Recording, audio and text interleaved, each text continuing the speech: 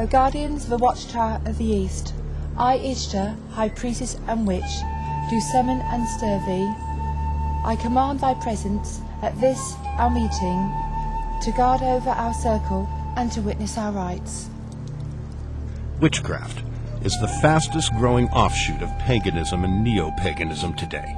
Hundreds of thousands of children and teenagers are joining its ranks according to reports from an ever-increasing number of pagan websites. The Pagan Federation of England claims their mailbags swell by the thousands from charmed teenagers every time a particularly exciting episode of Buffy the Vampire Slayer airs on TV, or an enticing article on witchcraft appears in a popular teen magazine. Witchcraft, or Wicca as it is known, believes in revering the mother goddess, the global environment, feminist practices, and nature. The holy reed or rule, do what you want as long as it harms no one, is Wicca's most appealing draw, encouraging its adherents to indulge in self-gratification and self-centeredness, while allowing morals to shift at will. Wicca teaches there is no absolute truth or sin, and replaces the patriarchal male creator god of the Bible with a belief in both male and female gods. Most pagans and witches believe they must communicate with supernatural spirits, which they refer to as forces of nature, in order to receive wisdom and power for magical skills. They also embrace the concept of self-empowerment by awakening internal spirituality through meditation, visualization, and other mind-altering techniques of self-hypnosis. Dimly lit parlors or New Age fairs are no longer the only places to practice secret magic, fortune-telling, spell-casting, or potion mixing. As a result of aggressive marketing campaigns, a wide variety of witchcraft techniques offering powers of control for personal achievements can now be found in bookstores, on the internet, in public schools and libraries, and throughout the media. Hollywood's presentation of witchcraft as exciting and glamorous has further increased its appeal to young audiences. Enhanced by digital technology and revolutionary special effects, occultic spells and rituals are given visually stunning portrayals, as are the depictions of supernatural beings, ghosts, demons, vampires, mythological characters, and even Satan. A growing number of cartoons and television dramas aimed at increasingly younger audiences further seduce children with the allure of sorcery and divination.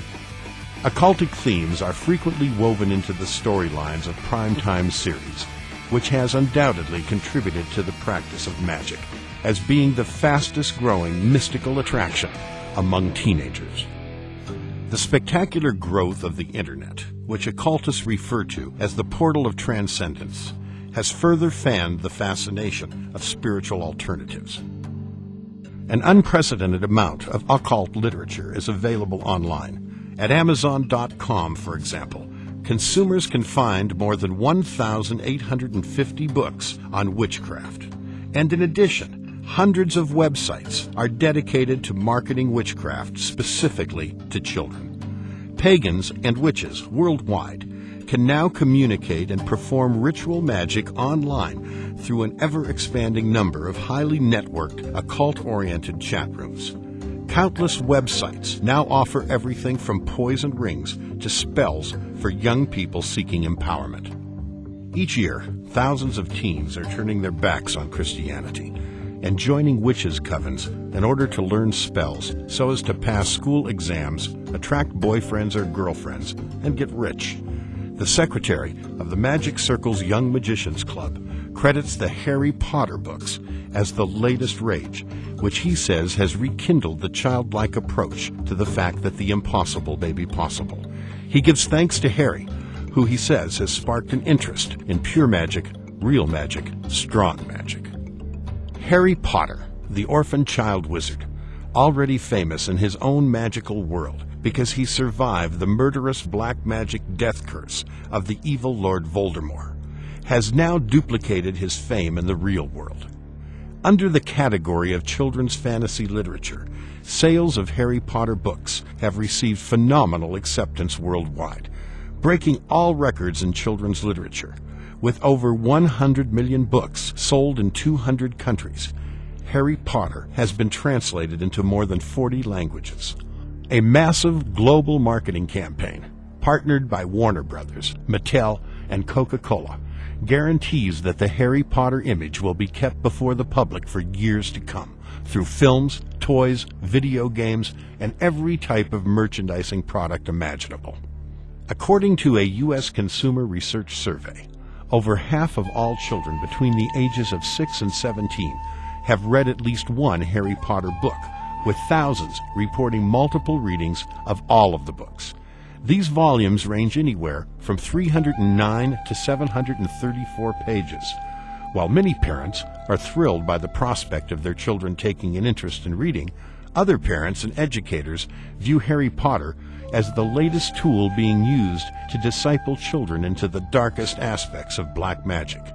Through Harry Potter books and audios, children as young as kindergarten age are being introduced to human sacrifice, the sucking of blood from dead animals, and possession by spirit beings. Set in England, the Harry Potter story begins on Halloween night, with the murder of Harry's parents by the evil Lord Voldemort. Through the sacrificial goddess magic of his mother's love, baby Harry is saved, and his blood is given magical powers. Unable to kill Harry in revenge, Voldemort sears a death curse of a lightning bolt on Harry's forehead. In the real world, thousands of young fans demonstrate their allegiance to Harry by taking the mark of the lightning bolt on their own foreheads. There's no such thing as magic.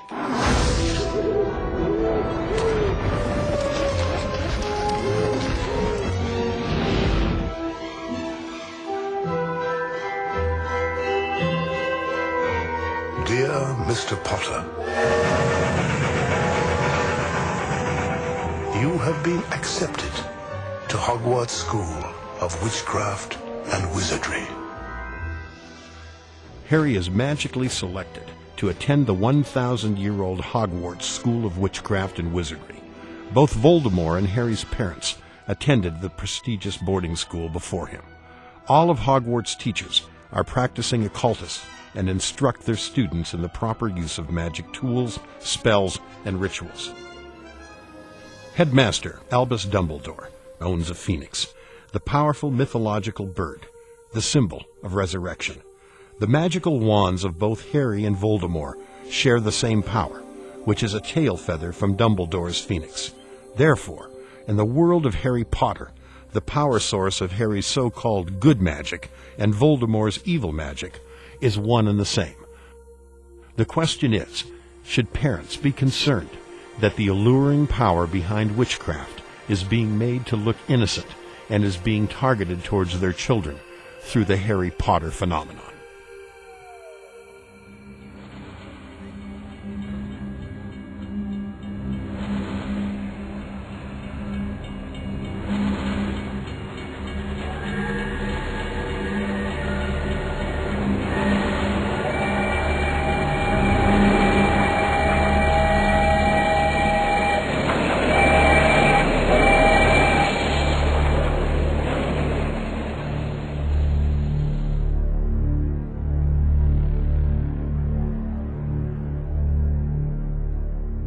I read the first one 8 times, the second one 3 times, and the third one 4 times. So does the hubbub over Harry Potter seem outlandish, or do parents have a real argument here? Well, joining us now from Columbia, South Carolina is Steve Mounts. He's a parent who has expressed concerns about the book's use at schools. Also joining us is Jennifer James from Watertown, Massachusetts. She is a children's book buyer for Wordsworth Books. All right, Mr. Mounts, let me start with you. These are #1 books on the bestseller list, winner of the National Book Award in the UK. Kids love them. So what do you find particularly objectionable about these books? The thing that we found, my wife and I found objectionable, was it was being read aloud to our son in his class. And there were things that we believe had a religious connotation to them. Witchcraft, Wicca, which the Supreme Court has now said is a religion. The IRS has given it religious status. The military's got Wicca chaplains. And we just wanted an opportunity to find out, is this religion being taught in our son's class? Now, you went before the South Carolina Board of Education earlier this week. What are you asking the board to do? We asked them to review the book for religious content, for violence. In this post-Columbine era that we're living in, we felt like with kids living out their fantasies, this book may have potential for that. Jennifer James, let me go to you now. What do you like about the Harry Potter books? What value do they have, do you think? I think they're some of the greatest books written for children. They're full of adventure and fantasy, and every kid loves them. All right, well, let's take a look at a couple of passages from the book here. This is from Book 1. See what I have become, the face said, mere shadow and vapor. I have form only when I can share another's body. But there have always been those willing to let me into their hearts and minds. Unicorn blood has strengthened me these past weeks. Yikes, unicorn blood? Jennifer, you hear that and you think, well, maybe Mr. Mounts has a point here. I think it's just fantasy. It's a book. It's not reality, and I think children can make the difference. They can draw the line. Well, Steve, that's a good point. Don't you think that 4th and 5th graders are smart enough to be able to distinguish? Don't you think your son knows the difference between fantasy and reality? He'd probably have a hard time finding a unicorn in South Carolina, but most of the time when we have police reports of the occult or witchcraft, it always involves an animal sacrifice. So if they can't find a unicorn, they're perfectly willing to take a dog, a cat, a goat, or anything else they can get their hands on. Well, Steve, the author says these are moral books, and I want to play some sound from when she was on the Today Show yesterday, if we can roll that. Do we have that? I made a very conscious decision right at the beginning that I was writing about someone evil, and I wasn't going to tell a lie. I wasn't going to pretend that an evil person is a cardboard cutout and no one really gets hurt. Okay, if you're writing about evil, I think you genuinely have a responsibility to show what that means. And that's why I'm writing them the way I'm writing them. I think they're quite, well, actually, I think they're very moral books. Steve Mounts, there seems to be some merit in what she just said. How can you argue with that? I think the merit in what she said was they are evil books. I think parents can make a decision on whether they want their children to read these books. She was, by the way, responding to a quote that my wife had given before the school board about the books being violent, and I applaud her for saying they were violent. So apparently there's no disagreement on that. Jennifer James, you are a children's book buyer at the bookstore. Are you finding this to be a real phenomenon at your store, these books? Yes, we've never seen anything like it. It's unbelievable, and we're all very happy. Right. Well, what makes you happiest about it? Is it the sales, or is it the fact that kids are really loving to read now? The children run into the store, want to buy the book, and sit down and start reading it before they leave the store. Mm.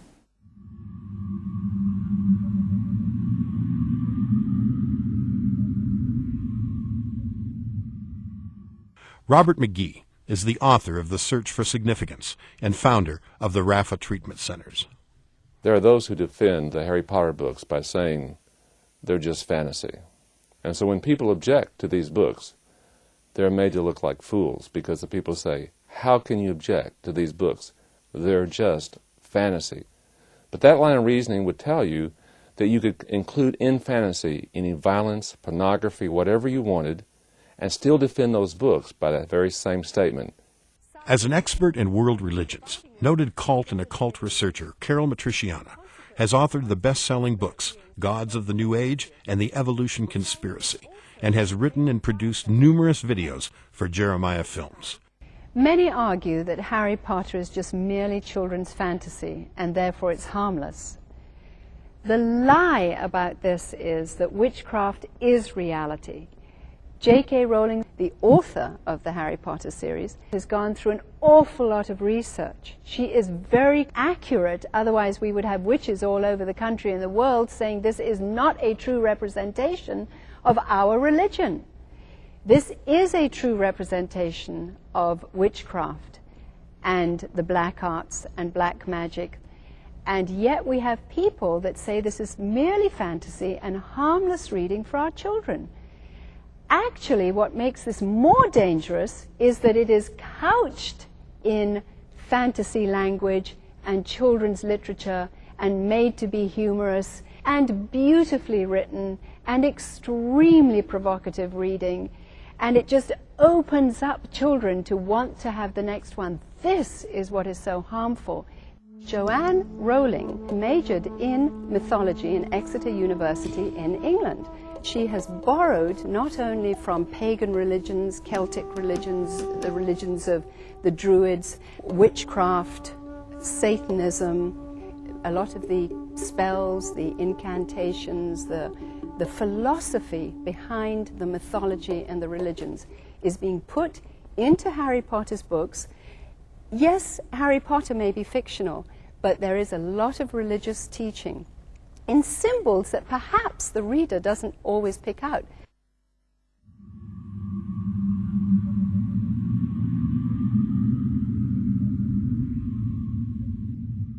The actual word Potter, if you ask a pagan, a witch, any knowledgeable expert in the occult or hidden arts, the Potter is the female goddess, the goddess of Babylon, who is considered the potter who created human beings from clay.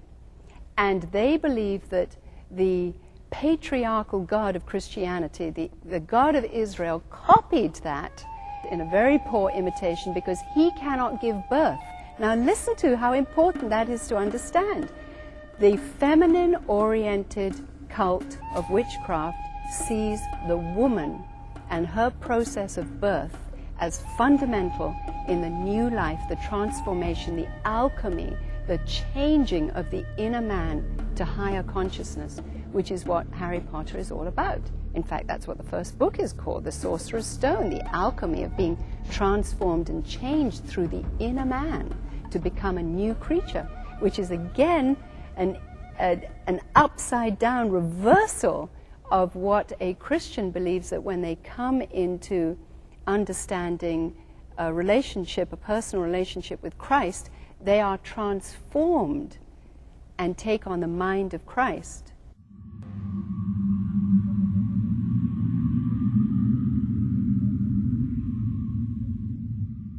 Witchcraft is a religion. It gets tax-exempt status.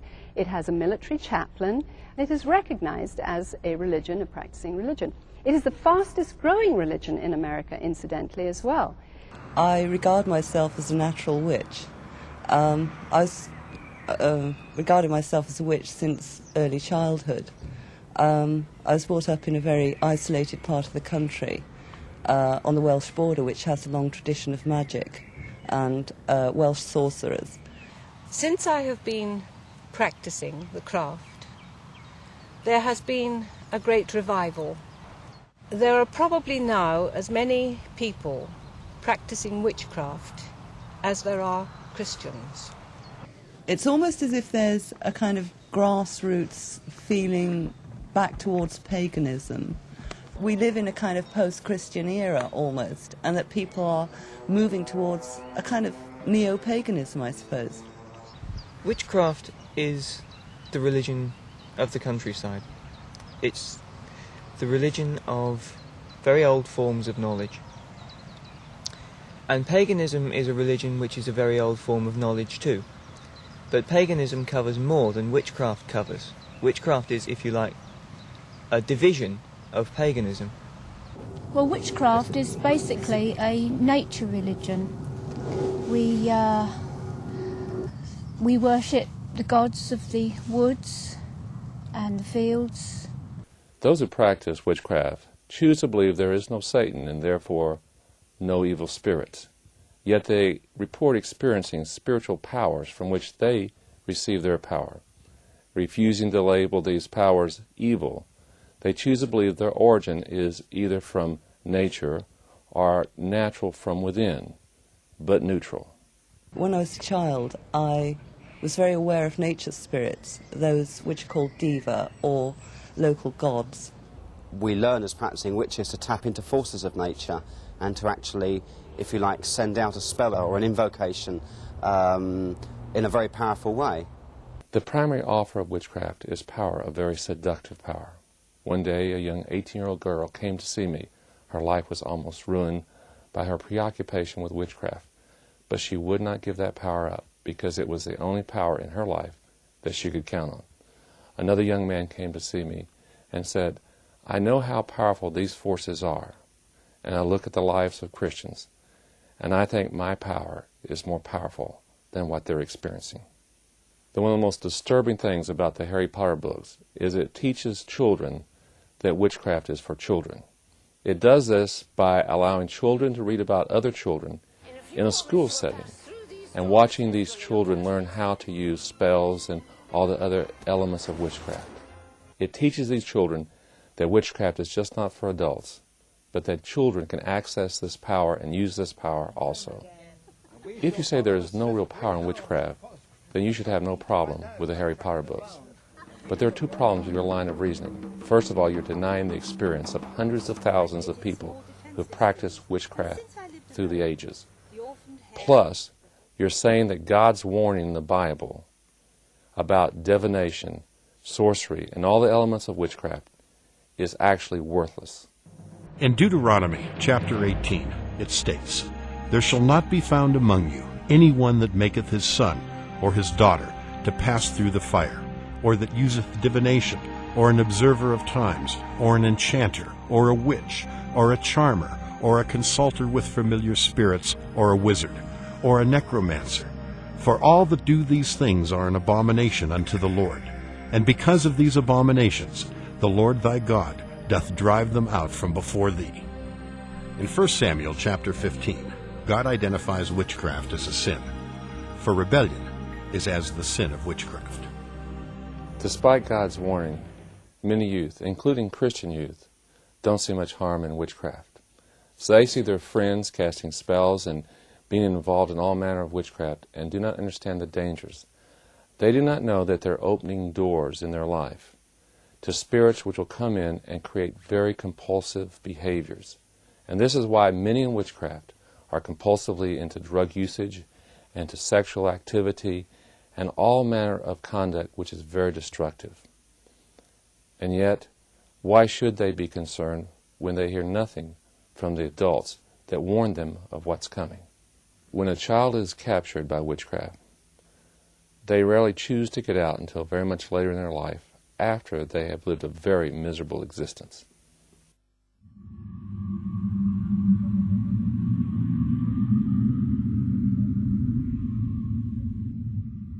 The giant introduces Harry to the paraphernalia of witchcraft that Harry is going to now use in his boarding school, Hogwarts.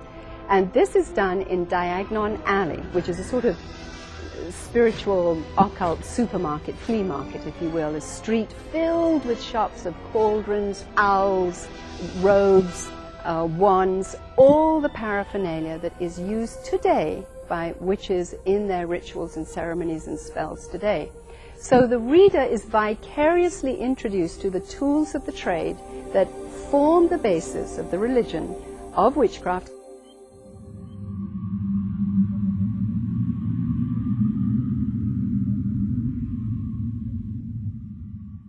Many have argued that Joanne Rowling is not teaching the children witchcraft and the books are not about witchcraft because the spells aren't legitimate spells and because J.K. Rowling just pulls out very, very funny Latin words, and she obviously knows her Latin, and she's very humorous with the way that she tosses out expelloramus, which gets rid of a spell, or any of the other numbers of spells that she puts in Latin. Petrificus totalis. The principle is that if you learn certain words, you can have power. And the books, the Harry Potter series, are connected to websites that get you into arenas where there are experts at teaching you the spells, the legitimate spells. What the reader is being introduced into in Harry is that there is legitimacy in rituals and spells, which are a sort of another word, let's say, of repetitive prayers, as Jesus said in Matthew, that don't be like the Gentiles and the pagans that just repeat their prayers for what they want. Queen of heaven, Queen of hell, horned hunter of the night, lend your power unto our spell, and work our will by magic right. This is what spells are, repetitive prayer, which sort of induces a self-hypnosis that gives you the idea that your inner potential power, your psychic abilities, can bring about what you are visualizing in your head.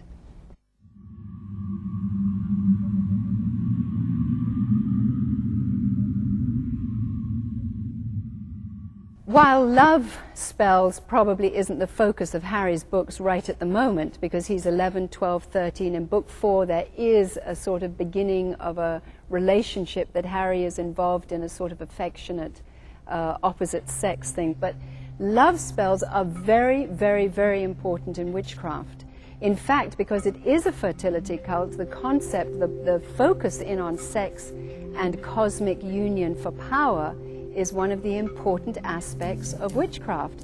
So it is no wonder that many, many teenagers are being lured into witchcraft through, in a sense, the magic of love. They want the boy they want, or they want the girl they want, and so they get involved in spells. And the websites are also pushing the fact of teaching children love spells. As above, so below. Then, of course, Hollywood glamorizes the whole concept, and through this film, The Craft, you can see that here where the girl wants to have her boy, she gets involved in this ceremony, very powerful ceremony, calling down the love spirits, and, of course, she gets the boy she wants, and he doesn't know what is happening and why he is being seduced, in a sense, through his spirit, how this happened, but there it is, again showing that spells work. I drink of my sisters, and I ask to love myself more and to allow myself to be loved more by others. Especially Chris Hooker. I know, it's pathetic. Definitely pathetic. Well, it's just that, you know, I can't stop thinking about you, and I don't know why, but I think I love you. And I've never loved anyone before except, well, maybe my mom, and well, this little puppy that I had when I was little.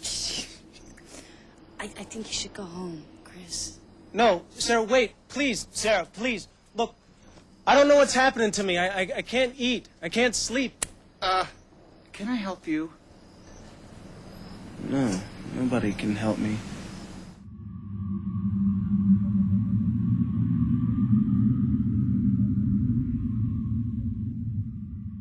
Then there's the concept of curses. Now, of course, white witches, or those that purport to be on the white side of the occult or hidden knowledge, will say that they don't use curses in a derogatory way. However, Harry symbolizes white magic, and Harry uses curses or his magic for vengeance.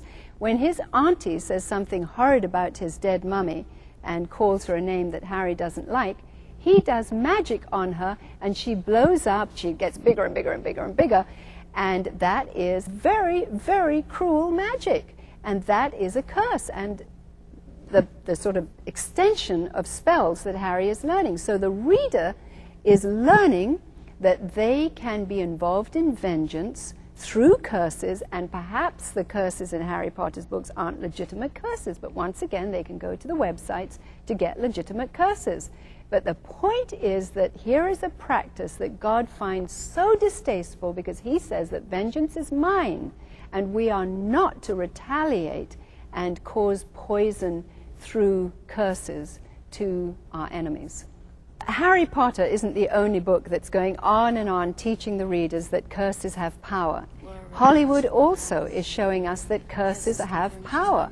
There's this graphic scene in The Craft that shows that a girl has upset another girl, and so there's a little braiding in the scene here that she wants to put a curse on her through her hair falling out, and through the power of the curse and the rituals and whatever words are used, the hair falls out, and this girl is screaming and writhing, and so she doesn't know what's happened, and of course she has no idea of the curse. But what's being told to the viewer is that there is power in curses, there is power in magic.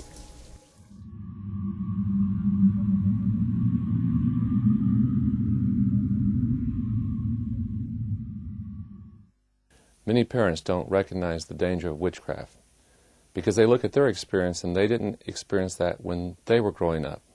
They relegate witchcraft to Africa or some foreign country. They don't know how pervasive it is today in the youth culture. I know a 9-year-old girl in a Christian school who said, "I love Harry Potter. I've always wanted to be a witch. I want to have the same power he has." The daughter of a pastor wakes up at night dreaming of being able to use the same powers as Harry.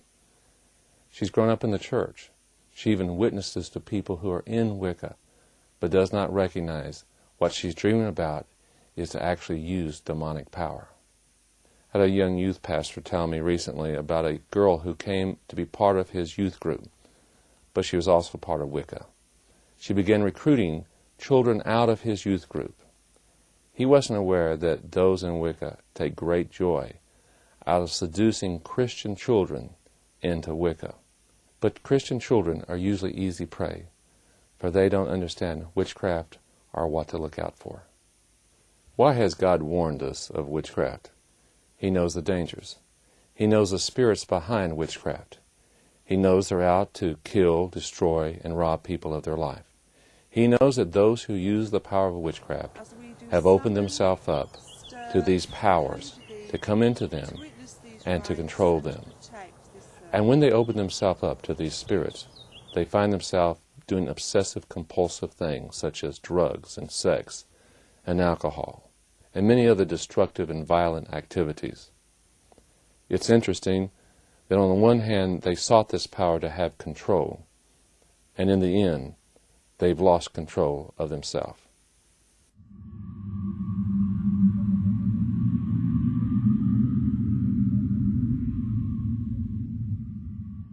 One of the arguments is that Harry Potter's series does not actually teach witchcraft, that there's no celebration of seasons. That is not true. By not using the seasonal terms, the argument is that there's no celebration. The Harry Potter series celebrates Halloween, which is a seasonal festival. While it's been given a Christian name, it is still a seasonal festival. In fact, at Halloween time, there are deaths and murders in bloodshed, and Halloween is considered a very important time to have blood sacrifice. So here we see very terrifying elements of the dark side of seasonal worship in Harry Potter, lightened up, given a frivolity, called the Christian holidays, so it covers for the seasonal holidays. I can't really say when I became interested in Wicca, because it's always been part of me, part of my roots. I love Halloween.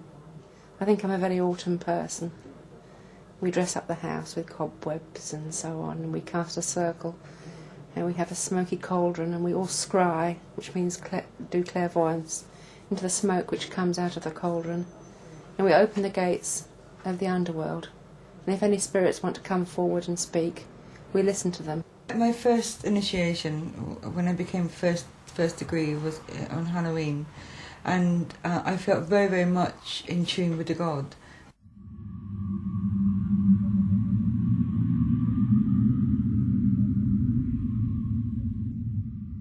Foundational to the philosophy of witchcraft is reincarnation. And it is very, very important to understand this, because this is the concept of there not being the finality of death, that the soul, the spirit, comes back into a new body after it dies. And throughout Harry Potter's books, ghosts are called for, there are supernatural spirits that come back, there are paintings where people come out of the paintings along the corridors of Hogwarts.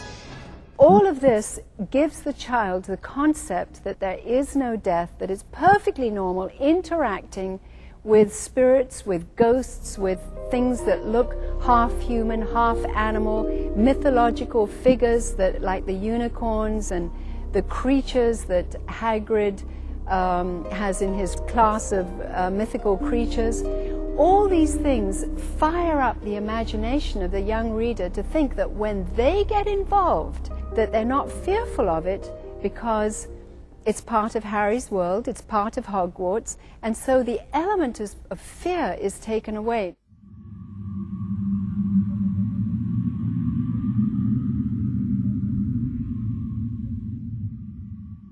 Those who say that Harry Potter's books do not teach witchcraft don't understand that one of the essentials of witchcraft is that there is no good or evil. There is no right or wrong. It is as you perceive it. So there's a sort of relativism that in your situation, if you do one thing, or in my situation, if I do a different thing, we're both doing the right thing, even if it's wrong.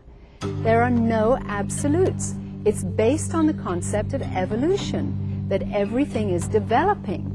And as we are taught the concept of evolution, which again is synonymous with reincarnation and things are developing, so we get that there is no absolutes. There is no right, there is no wrong. In fact, throughout the books, Harry is rewarded when he deliberately lies or deliberately does something wrong. Instead of the teachers expelling him, which Harry thinks he's going to be expelled for something he did wrong, he is rewarded. So when he goes onto a broomstick, when his teacher tells him not to go onto the broomstick, and he does in defiance, he is rewarded for disobedience by being put onto the Quidditch team. It doesn't matter what this little boy does that's wrong, he's rewarded for it. In fact, Hermione wants so much to be the friend of Ron and Harry. Well, Hermione is a goody-goody two-shoes, and throughout the earlier parts of the books, she is considered by Ron and Harry to be somebody that they don't want to be with. However, she lies to protect them. And this lie changes them, and the reward is that she becomes one of the trio and the team.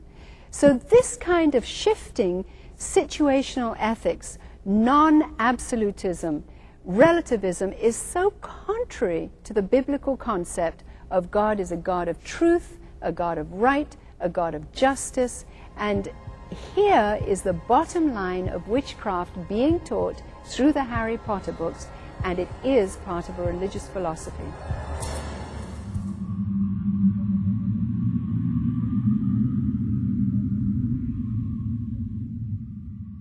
The lightning bolt is a mark of power from the god Thor, again the horned god, a god of power.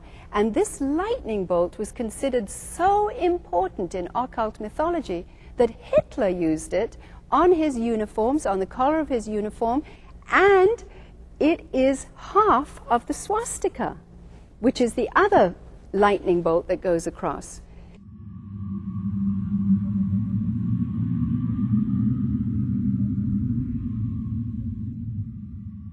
You go to any feminine-oriented cult, ask a witch what the significance of the broom is. It's a phallic symbol, and it's very important in feminine-oriented cult worship. And the concept of being on a broom and riding is so that you can be moved into an astral projected state, into another dimension, to be able to have deeper powers. Good afternoon, class. Welcome to your first flying lesson. Stick your right hand over the broom and say up. Wow. Mr. Longbottom, exactly where do you think you're... The same with the pointed hat, which again is a phallic symbol in occult reasoning. So all these symbols that are there of the brooms, the pointed hat of the witches, the unicorn, that is all part of witchcraft and occult symbology of the fertility cults.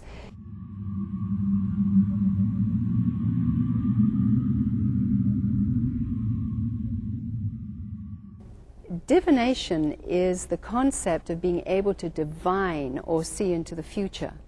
Fortune telling, palm reading, tea leaf reading in teacups, crystal ball gazing. All these things are taught through the teachers, the witches and wizards in Hogwarts School of Witchcraft and Wizardry, who are all accomplished occultists. Children are being vicariously taught the dark arts, the arts which witches today are learning, many pagans today are learning.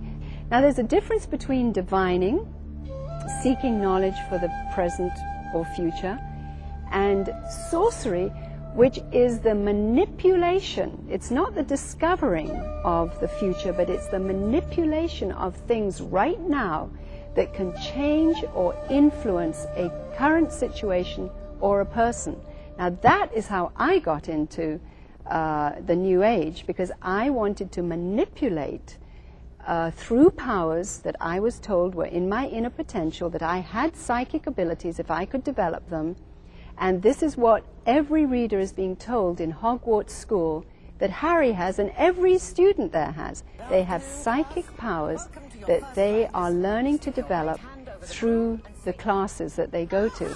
And by the way, you can really see the difference in development in Harry when he's 11 years old in book 1 to getting to book 2 when he's 12, 13, and by 14 he is extremely competent. And as Harry is learning, and as the teacher explaining, so is the little reader of 4 to 6, and if they're not reading, by the way, there are cassettes that Scholastic puts out, series of cassettes that children can hear these stories.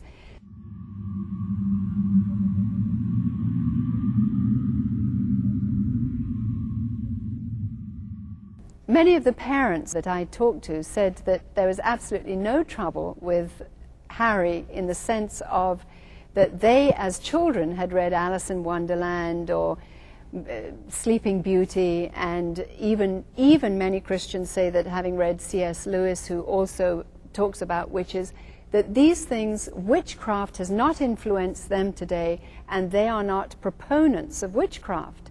However, I think there is a real difference and distinction here, because in Sleeping Beauty, the witches there didn't teach the child watching or the child reading how to be involved in the inner intricacies of sorcery, which is to manipulate powers so that the child can have what the child wants or what the child craves. So these people that, yes, they saw witchcraft, they saw that it was bad, as in C.S. Lewis, who clearly defines it within a biblical worldview. We knew they were evil, and we were not, in a sense, infatuated or fascinated by their philosophy.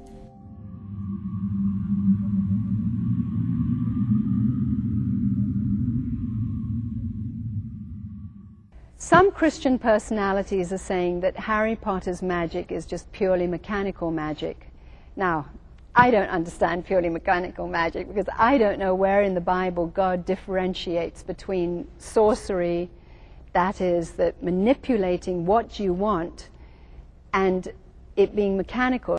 Maybe adults can redefine mechanical magic to somehow justify the reading of these books, but tell me a little reader, a young reader who is reading Harry Potter, that is becoming more and more fascinated with the powers of spells and curses and rituals and herbs and crystal reading and all the things that are going on and being taught at Hogwarts. How is that child to differentiate between real magic and mechanical magic, real spells and mechanical spells? I mean, a child doesn't care. The child just wants the power to be able to do what the child is doing.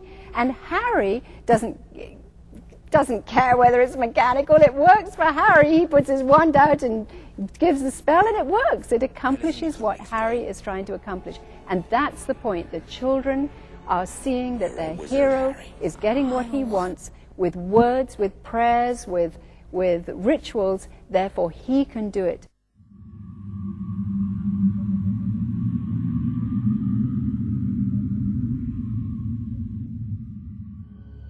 My deepest concerns and fears about Harry Potter is the teaching of the dark arts, the blackest of magic that, quite frankly, I didn't even get into in all my years of New Age because I was so scared of it.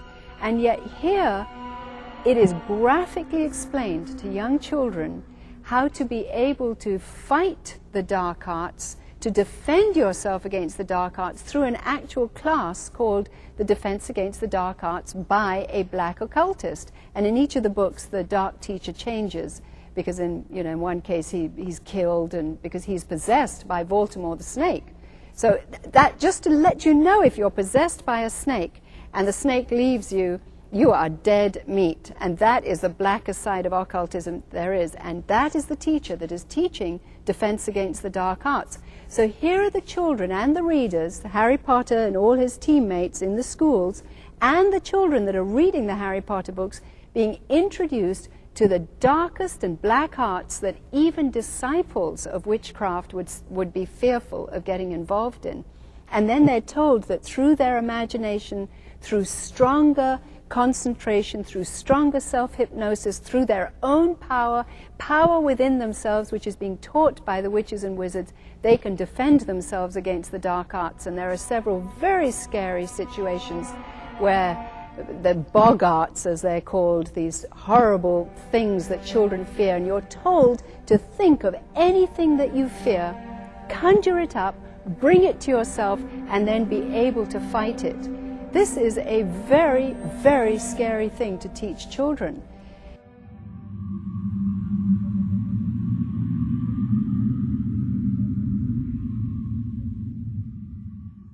There is a possibility, if you don't cast a circle, the forces that could come into the room could take over in a form of possession. We had one example here where one young woman, a nurse, was possessed by, I don't know what it was, but a horrible voice came through her and she passed out. Hail to the guardians of the watchtowers of the east, powers of air and invention. Hear me! Us. Hear us. Hail to the guardians of the watchtowers of the south, powers of fire and feeling. Hear us! Hail to the guardians of the watchtowers of the west, powers of water and intuition. Hear us! Hail to the guardians of the watchtowers of the north by the powers of mother and earth. Hear us. Aid us in our magical working on this May's Eve. Serpent of old, ruler of deep, guardian of the bitter sea, show us your glory. Show us your power. We pray of thee. We pray of thee. We invoke thee.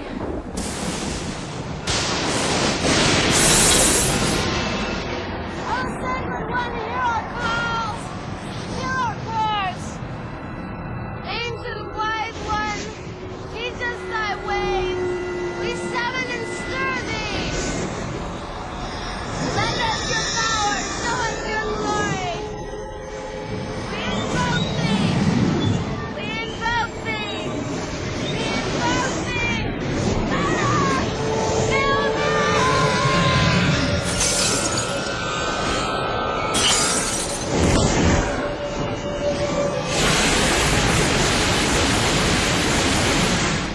We have what we call contacts. There are other names for them. They are beings, that's the easy thing to call them, which can be people who have lived on the earth, or they can be God forms. They become almost as real as the people standing next to you. And whoever else you call doesn't actually materialize. You can't see them in the physical sense, but mentally you know that they are there. You can see them in your mind's eye. I have, on occasion, touched upon, I suppose you could call them spirit guides. People describe them in different way. I am aware of a hierarchy of spiritual advisors who live on another plane of consciousness that you can approach, that will acknowledge you and advise you and assist you. I can feel him running through my veins. He's still in me.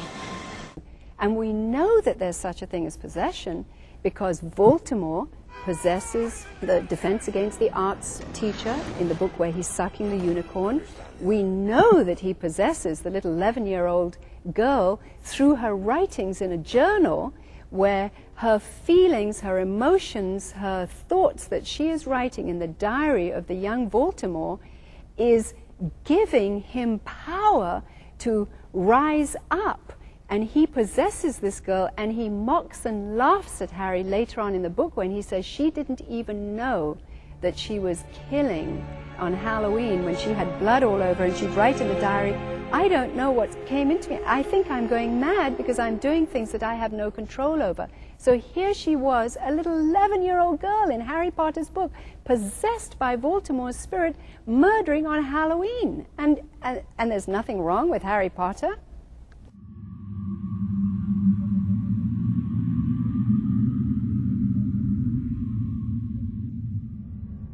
As the largest publisher of children's books in the world, Scholastic Inc., the U.S. publisher of the Harry Potter series, supplies nearly every public school in America with its products, thereby reaching more than 32 million children each year.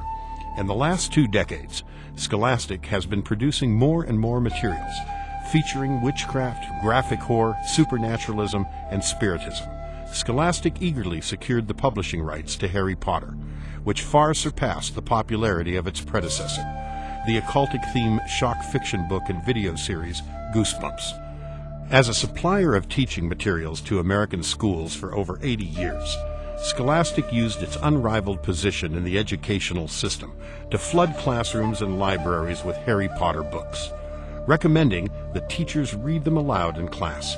Scholastic's 35 school-based magazines, published for grades K through 12, tirelessly markets the Potter books to students, while its award-winning website helps integrate Harry Potter materials into classroom activities.